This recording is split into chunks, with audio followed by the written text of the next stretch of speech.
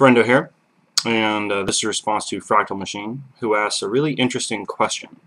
Really most interesting for the conditions that he placed on it.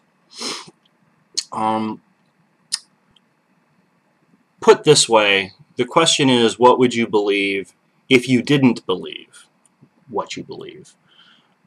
If you can assume the underlying principles of the other side, what are the conditions under which you would agree with them?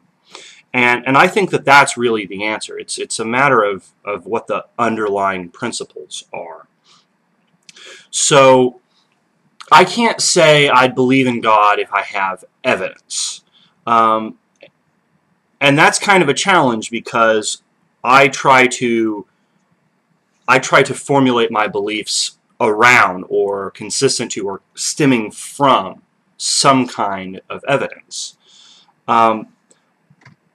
But were I a believer, were I a theist, that would not be the central tenet upon which I would base my life. And I think that's really what's most important to understand about the theism-atheism split. It's just that in informing what those basic or most fundamental or most important personal beliefs are, evidence really isn't important.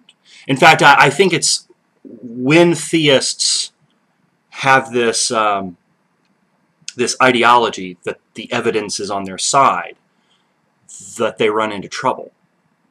So, were I a theist, the first thing I'd have to say is the evidence really wouldn't matter, at least in terms of asking, what do I believe?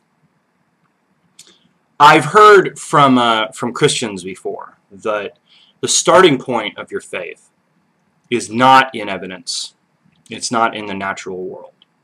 It is in a relationship with God. And of course, it's very hard for someone who has that or experiences that or argues for that to describe that to someone else. How can you really tell me what it means to have a relationship with God? Does He talk to you? Do the images just appear in your head? Is it just feelings? And is it the same for everyone?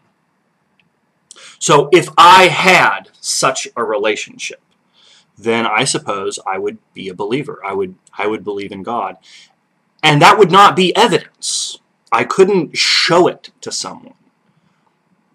I couldn't tell someone else that they would even experience God the same way that I do. So that's the condition under which I would be a believer, if I had such a relationship. And if I ever had, if as a kid I had ever felt that my prayers were being answered or that there was someone listening, then I probably would have stayed a Christian.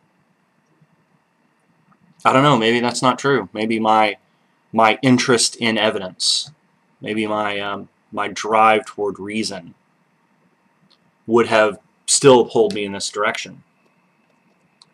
But there being a relationship, me feeling that there was a relationship, I think that would be the condition under which I would be a believer.